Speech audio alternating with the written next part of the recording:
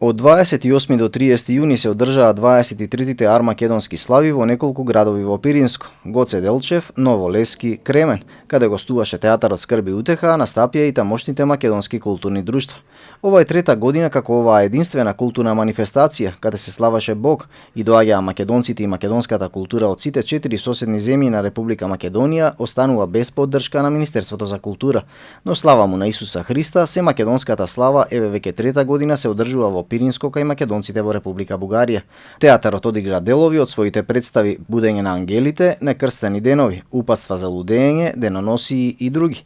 Се славеше Бог, се пееше и се играше, се говореше поезија, сцени од театарот со надеж да созрее свеста и кај нас и кај нашите соседи да се дозволи слободна македонска култура на целиот македонски полуостров.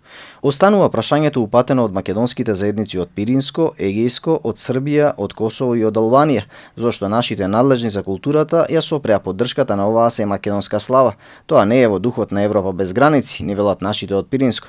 Да се надеваме дека ќе созрее свеста и кај Министерството за култура да се премислат па да ја поддржат оваа богодадена средба армакедонски слави, која те продолжи да опстојува и оваа година по 23 пат.